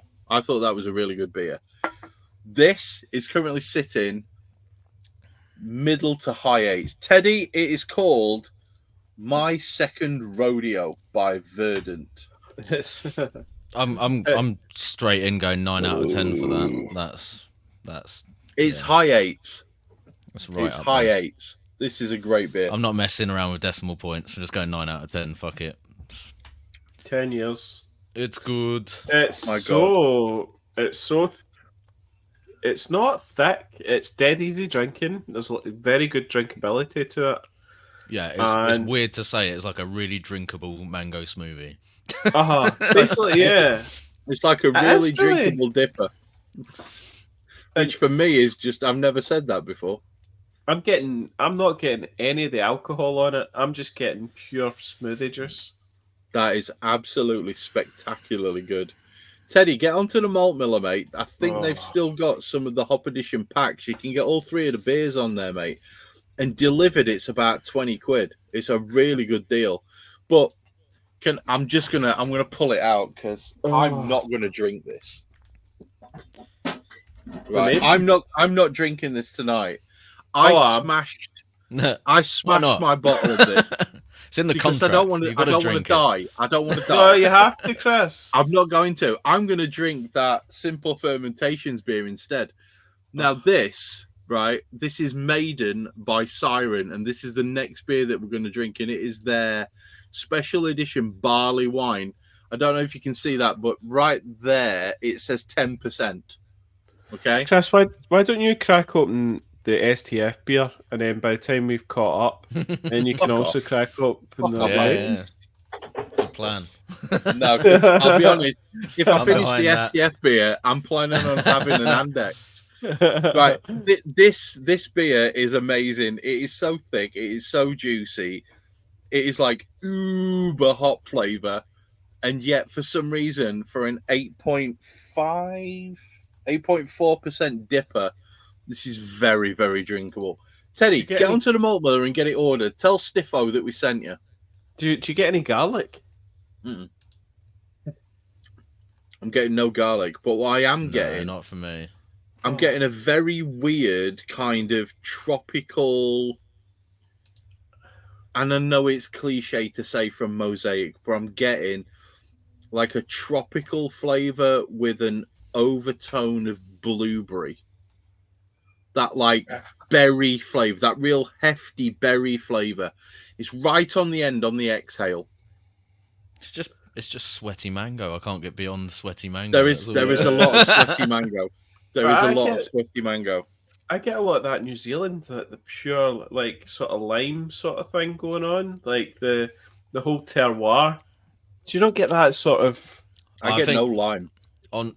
There's like a zesty, grapey, slightly zesty, sharp, limey. I think the sweaty mango thing is just me being overwhelmed by the aroma of it. That's literally all I get. But then when you taste it, it's got quite a. When you taste it, it's got like another. I suppose what you're saying. Level of that kind of like zippy. I get the high notes, so all the zesty high notes is what I pick up, and that's what I normally get on. Like when we did Tricky, your hop tester during the midweek. Yeah. It'll hopefully come out in a future Foods Brew video. It had those high notes as well. Yeah. And it's that sort of New Zealand thing. It's a banger, mate. That's an absolute banger. I think it's just when I get a beer that's got that amount of Mosaic in it, I just get the gym bag mango thing, and I can't get past it. But it's a lovely beer, though. There is some New Zealand zesty flavour on the actual taste of it, I think. Yeah. I want to know it's just how fucking lovely. And I don't think I've ever absolutely fucking like hammered an 8.4% dipper that quickly before. No, I've never gone. Normally by this point you'd be going, oh yeah, the alcohol's get a bit much, but it doesn't even have an alcohol taste. It just tastes. I don't know where the fuck your taste buds have gone if you don't think that has an alcohol taste. It's definitely got a bit of a boozy kick to it, but it's not like hot alcohol at all, is it? Oh, I do like. Hang on, just a sec. Christian Ibbetson's just said he has never had blueberry from Mosaic. It's amazing how taste differs from one to another. He just gets dank onions. Christian, get this bought because I'm telling you, this is just amazing. It is amazing. I can't believe you boys were chuntering away for 15 minutes and I'm just slowly fucking smashing my way Chris, through I was this. sitting there, right? I was sitting there thinking, right, once we get past this section, then I can get another beer. So I was sitting there with no beer, and you just went and opened it. Yeah, me too. Yeah. Well, it's all right. way We ahead got of there you, in the boys. end. It's a great beer. That is a great beer. So, Tricky, given you are our resident hop purchaser, is there any new hops you've heard of that you haven't brewed with yet? Have you actually, Tricky? Weirdly enough, have you brewed with a hop called Superdelic? Well, I have actually, yeah, but there's more to come on that soon. Did you just give away a secret there, Chris? Jeez. It's not really a secret, but okay. Well, I mean, you guys have had it now, so that's the only secret bit that needed doing. But yeah, it got some pretty positive reaction, I think, from you guys. So it's a good beer. When it had warmed up and I could actually taste something, it was a good beer. Yeah, I don't know what was going on with gutted. Your taste buds, Chris, but you was like, I taste nothing. I'll be honest, I literally got nothing. I mean, nothing. Well, one thing I would say with it, I don't think it's. I think I was a little bit like initially I was like expecting because like the Superdelic, it sounds like it's going to be like absolutely like bang, smash you in the face, and it's a bit more subtle than that. It's not like intense in the way that like some of the really big hops are. Not intense in the way you get the flavour off a beer like this. Obviously the hopping rates and all that would be ridiculously different, but 500 grams per litre. Like the flavour is just really quite unique and really nice, and it made a really nice beer. But are there any other new hops that I've heard of that I haven't brewed with? There's a few in the freeze. I'm still trying to work through the loot from BrewCon from Robbie, so I've got some of the other HBC experimental ones. So I think there's like a 630 and a 638, maybe something like that. What was the one that Tricky? What was the one they had in the can at the BrewCon? So 586 was the one that was being used by quite a few breweries. And that one's, I don't know, like I don't think they've like committed to putting that as a regular, like a named variety yet, because it seemed like everyone was using it at one point when it was out, and then I haven't heard anything more about it since. So but when we were talking to Robbie on the day about that, it was sort of like, yeah, obviously we want to get like the feedback from the breweries and everything, but then it's also about whether it's commercially viable and so on and so forth. So so I don't know. I mean, hopefully 586 is released properly, because I think it's a great hop. But yeah, it was. But yeah, so 6. It has to work. I think the other thing is it has to work commercially, doesn't it, for hop farmers? Yeah, big time.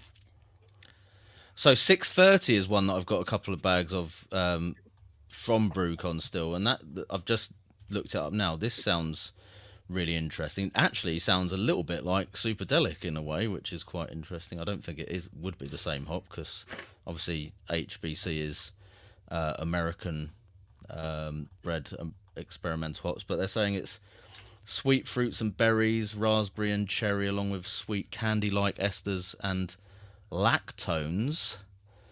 Wow. So what's a lactone? It gives creamy notes of peach and banana. Chris, help me out here. What's a lactone? He's Googling. He doesn't know either.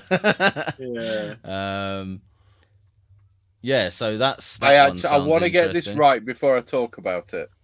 Fair dues. So a lactone is a functional group. It is an intramolecular ester derived from hydroxycarboxylic acids. That's what I thought. There you go. It's a cyclic, it was on the tip of my tongue, all right? It is a cyclic carboxylic acid ester, which can be based around either a tri, a quad, a penta, or a hexa group. Essentially, it's a ring with an oxygen put in it. with a double bond O on the end, essentially. Yeah, but what does that taste like? Well, we'll know once Tricky brews with it. Have you got a trick? 630, yes. Yeah, I've got 100 grams of that. And I've got 100 grams of 630. So the next hop tester we do, just put down 630. Well, definitely. It's not like you're gonna guess. Tricky, seriously, do 630 next because I'm interested to see what that comes out like. I can do. What I'm considering though, like with those, is do I still do 100 grams in 20 liters, or do like a shorter brew and then do a 10 liter if you can. Increase the hopping rate that way? I think it says you had 150 grams, or is it 100? No, that was the Nectaron. Right. I've got that. So yeah, that's. I mean, those ones are the really new in the sense that they're not like available yet. But are there any hop varieties that are actually released, like on a wider release, that you guys have seen that there was out one there that you want to try out? I was really interested in, and I can't remember the fucking name of it, but it sounded like it was like a Lancelot or something like that. I can't remember what it was called, but Luminosa. That's the one. I read the profile on that after we talked on Wednesday, and I'm like, do you know what? I'd really like to brew with that. That Lance was brewing with that, wasn't he, the other day, I think? I need to have a word with the weirdo and see what he's actually got, because that is what the latest one that's been released by Indie Hops, who are the guys that did Strata and Lorien and a couple of other ones. So I think they're a little bit of sounds like Luminosa. Yeah. Harry Potter spell, yeah. Yeah, I heard it and I just thought, do you know what? I'm going to read up on that one. And I went off and I Googled it a little bit and I thought, yeah, that sounds really... Is that a Farum hop? Is Luminosa Farum or Indie? No, in Indie Hops. So that's American. That's a shame. We need somebody from Indie to come onto the podcast then, so they can send us some of that for note. But I do like the sound of that as a hop, and the description that I read, it made it sound like it would work really, really well in a golden ale. So I've just gone on their website: peach, mango, lemonade, candied orange peel, boysenberry. What the fuck's a boysenberry? Heavy stone fruit. Right. Like really heavy stone fruit. Papaya and guava can all be found. Unlike most punchy hops, Luminosa is almost completely void of the resinous piney character that usually comes along for the ride, adding to the versatility of this hop. You see, that's just got golden ale screaming out at me. It would be a pretty juicy golden ale, but yeah, it would definitely be one I'd like to try. Well, you know, I like my beers a little bit lighter, and if I could get a really nice sort of, hopped golden ale out of that, that'd be really good. Almost like a pale ale, but golden ale, not as heavy. You want some? What you would never guess, based off of that description there, is that it was parented by Sriracha Ace. Yeah, fucked. I love it. Yeah, it says collected some open pollinated seed from a Sriracha Ace female. Holy shit! So that is literally sounds like just a miracle baby there that's completely like Jesus baby. The apple has fallen far from the tree on that one. Right? Far from the tree. The apple's fallen off the tree and rolled 3 miles down the hill. The father turned out to be God.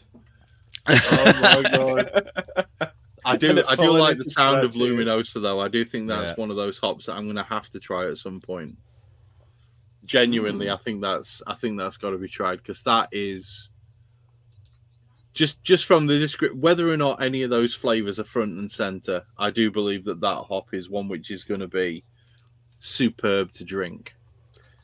Well, I need something that'll pair with Citra, because I've got a fair bit of it. It's weird. It's like all the people I know have got shit tons of Citra. To be fair, get some of that Superdelic. Put some of that. Yeah, high notes. Citra. Yeah. Oh, that's definitely gonna work. I reckon that's a foolproof plan. Even just to get high notes. I'm thinking Motueka, Nelson, like you say, Superdelic, or even was it this Nectaron? Yeah.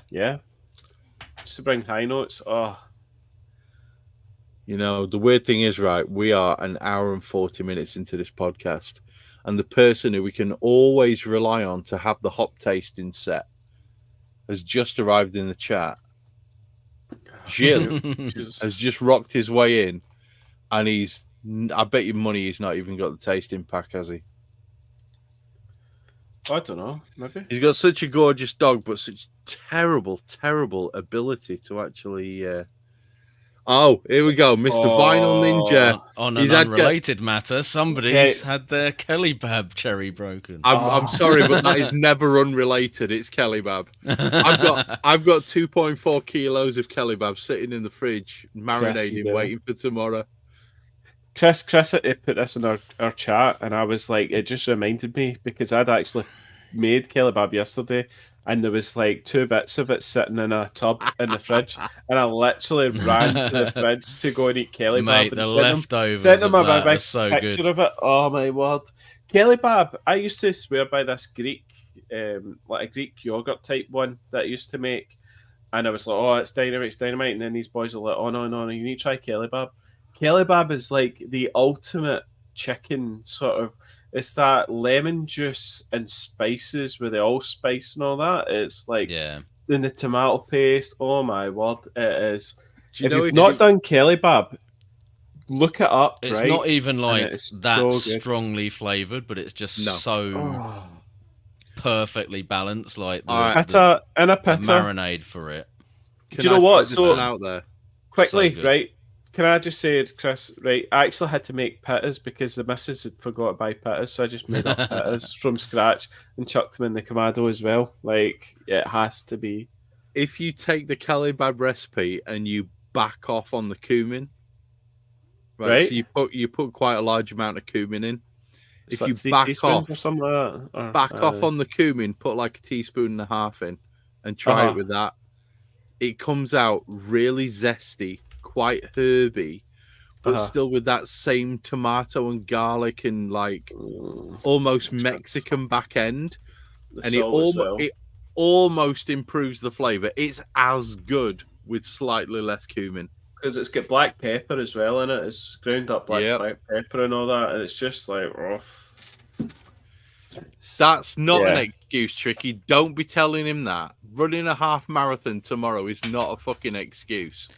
I don't think most people would prep with free beers, one including an 8.4% dipper.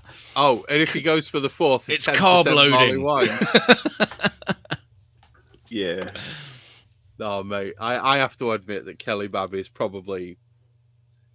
I'm going to put it in my top 3 things to cook on the Kamado. Yeah, without a doubt. Oh, because it's bulletproof as well. It's like it's unless you're really inept. It's like you have to try hard to fuck it up, don't you? Yeah. Let's do this, right? I've never got close to like overcooking it or having any issues with it whatsoever. But what are the main things always to go delivers in the barbecue Kamado, right? What Kellybab, right? What else? Yeah. Well, pork ribs, chicken wings, gochujang chicken wings, pork ribs. do you know what? I don't. Ribs is. Are you talking about like just quick cooking them, Chris? Or are you talking about actually smoking them? No, low smoke. So I don't like smoked chicken wings. I've tried it numerous times. I'm just not keen on Tricky.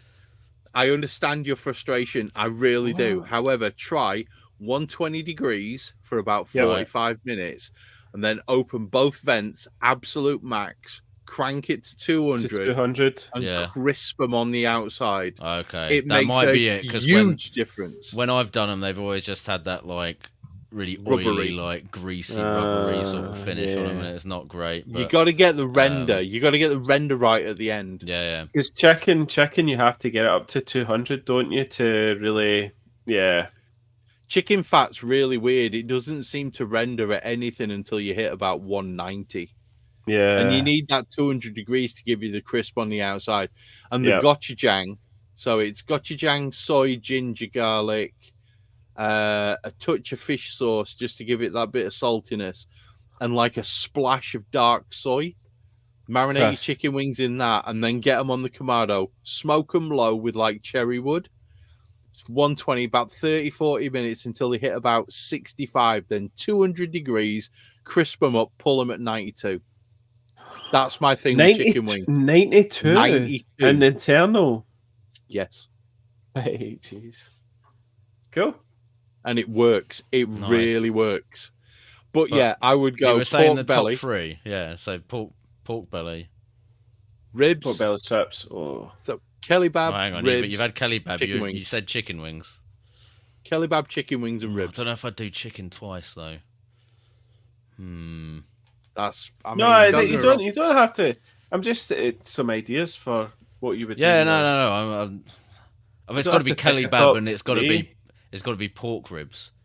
But what would be my third one? That's the Brisket. difficult bit. Brisket. I've never done a brisket, so like obviously I know. What? I've got one in the freezer though. Good. What about Jacob's the, ladder or beef ribs? Yeah, I've not done the beef ribs, Chris. See, I've done beef ribs, They're legit. Oh, like I've had beef ribs when I've been out, but right? the ones that I Brothers, had at and the they're like, that Brew Point festival, like I've got a feeling they were more like a braised sort of version So like of Mr. it. Vinyl Ninja. And it was the best beef rib that I'd ever had. And now I'm like questioning, like, can you do? I mean, there must be like some sort of hybrid braised smoked beef rib. You can braise on a Methods. Kamado. Yeah. with a hot You could plate. just do an Easily. open pot, right, and then still Yeah. have it smoking. So I'm thinking like I want to try doing them that way, as opposed to just the straight, like Texas style. SPG and smoke, but The one thing that I always struggle with. honestly though, barbecue sauce. these ribs at this festival, like I was blown away, and it wasn't like your standard just straight smoked. Shame beef we rib. can't get them on the pod to get the recipe off them. Yeah. Do you know well, one thing that I would say? It's very difficult to pick your top three things protein based on a Kamado or on a barbecue. But the three sides is very easy. Oh no, it's Skites. Come on, It's the like, fuck Skites off. tomato pie and cauliflower steaks. Dude, see a Skites. cauliflower steaks. I was like, mac and cheese has got to be the third one, surely. Too stodgy. I'm not a big fan. My missus. Well, I know right? what you mean, but I like Oh, a little God, that's bit of it, like a little pot of mac and cheese on the side. If your tomato pie is not stodgy, then you're doing it wrong. Chris, my missus just loves that you Skites. introduced me to Skites because she always, anytime we do anything, it's like any barbecue. It's like I'll get Yeah, it on. yeah. You know what I mean? It's just like Although, actually, to be fair, now that you've said it, Chris, I'm like, if you've got tomato pie, that is your good stodge, like side, right? The you need to. You guys need to introduce something me a to little some more bit side different. dishes here. It sounds like I mean, need there's to lots. get some recipes off Yeah, you boys. there's a few.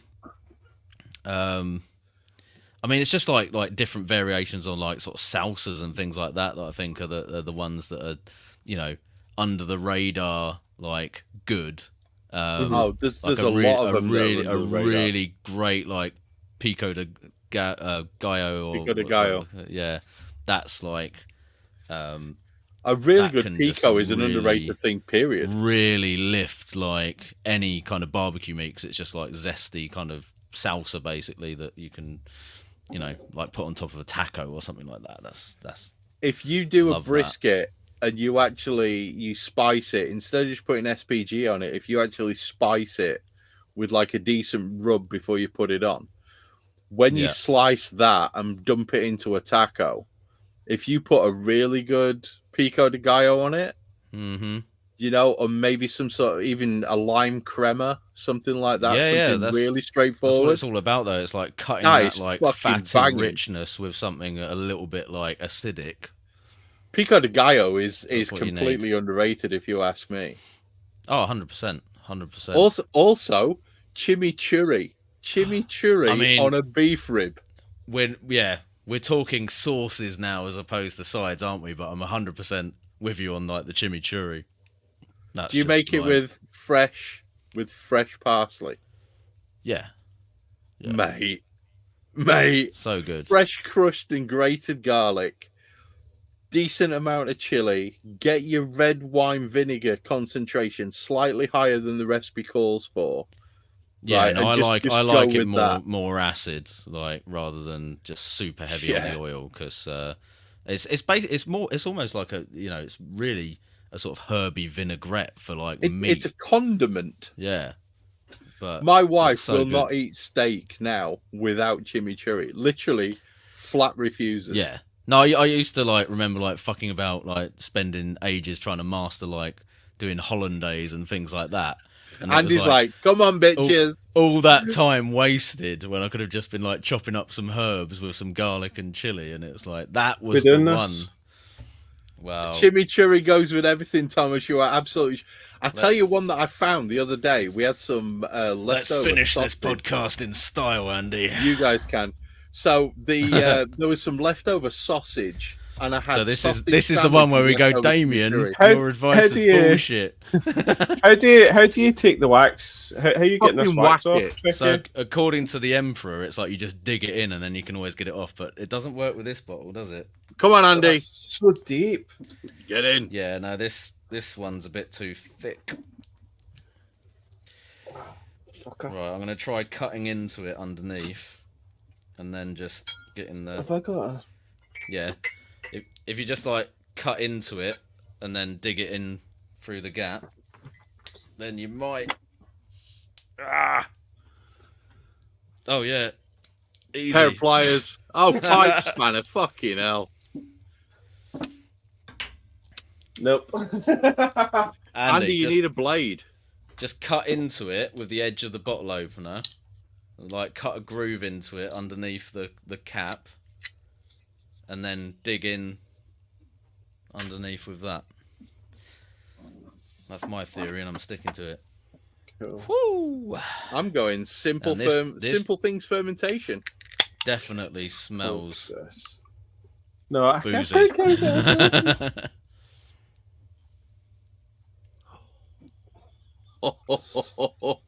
Oh my god. That's good, that beer, Chris. That's not a continuation of my second rodeo. It's it smells epic. That is surprisingly smells absolutely epic. Lively for a. Oh yeah. Smells super caramel syrupy. Yes, come on. Oh, get right, guys. You can fucking jizz over your barley wine in a second. Nectaron Motivator Nelson Sauvin. Yeah, oh baby. So we've just had Nectaron. Obviously, Chris. This has got Motueka in it though, mate. This is giving Where me is this brewery? Semi. Where is don't care. I went to the open day, so it's in the back lanes in the south side of Glasgow, and it's by a guy called Phil Cezanne. Absolute ledge. He Oh wow. Craig's just made a really good point. It's going to be aged by another year by the time Andy gets the fucking bottle open. I'm starting to cry. I'm going to get... Do you know what? I should get a lighter out and just melt the wax. No, I will also be reviewing a selection of cheeses with this beer because it's essentially a hate crime if you don't have cheese alongside your barley wine. Just putting that out there. Oh my fucking word, this beer is phenomenal. Yes, Chris. Do you know that last beer that we had, that dipper? Do you know what my palate said it was missing? It was missing some sharpness. It was missing some lime. It was missing lime. Well, here we go. This is a straight 9.5 beer. This 9.5. Oh, tricky. Mate, the aroma on that is beautiful. Something else, isn't it? Tricky is chowing down on the camembert. It's got that sort of no caramel. Camembert. I'm keeping it strictly English. Got an aged red Leicester and vintage cheddar. Cheese. Look at that! Oh my good lord! That's Your one didn't seem quite as lively as mine. Yeah, yours is more lively than mine. Mine was kicking off. Like, yeah, Oh, that's full Chris. on raisiny kind of. Yeah, the barley wine caramel. raisin. Yeah. It's like it's got all Boozy. those. Yeah, Almost it's like a little bit of a rum-like kind of character to it. You know, we've got people listening who are currently not drinking these beers, right? And all I want to say to them is, every so often we do an episode where it's literally, join us for a night down a craft beer pub.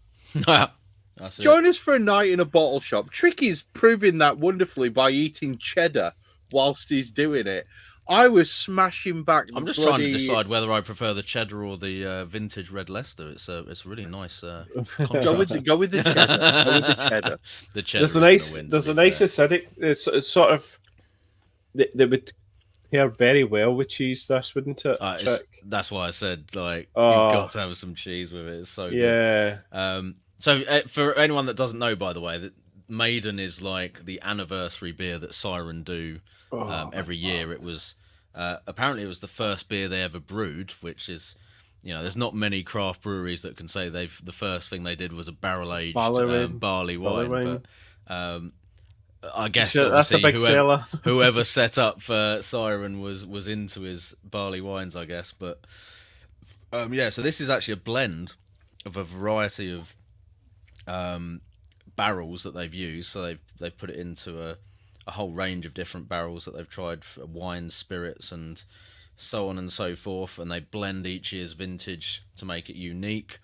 I did have last year's one, and you know, obviously that's quite a distant memory now, but I like this more than I did last year's one when I had it. This seems a lot smoother and really just it's a hell of a beer by the sounds of it. Decadent. I would say it's a decadent beer. It's ace. Yours looks almost purple, Andy.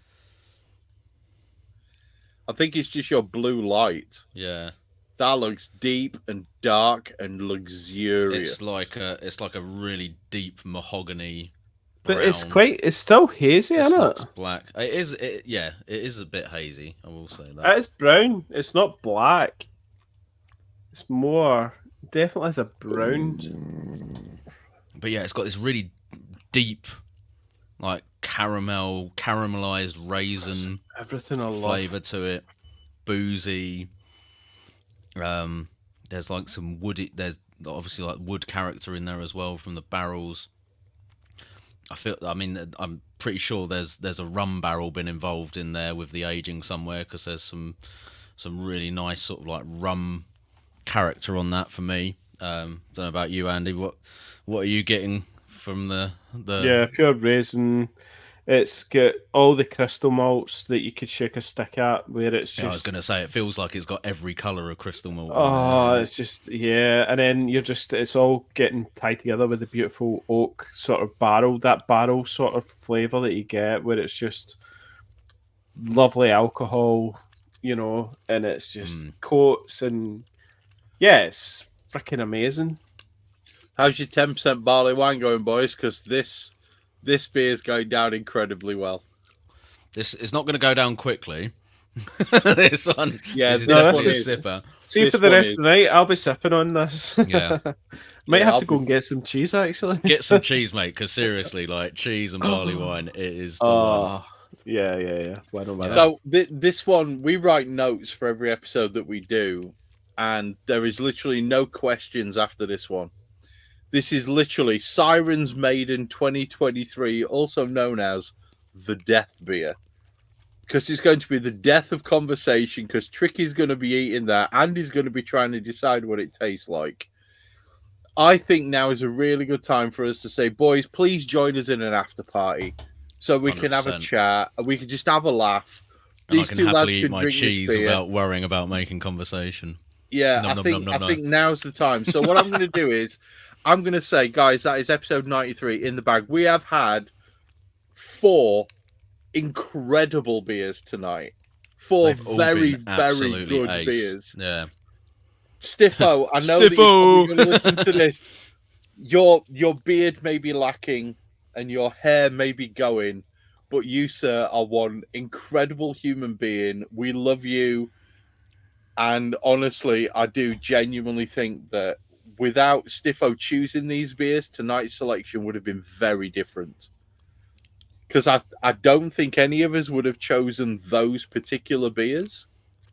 Genuine, I would definitely have not chosen anything from Burning Sky. I know that the elusive beer with the werewolf on it would have put me off because just riddle of the Sphinx, really? No, not interested in that. Thanks.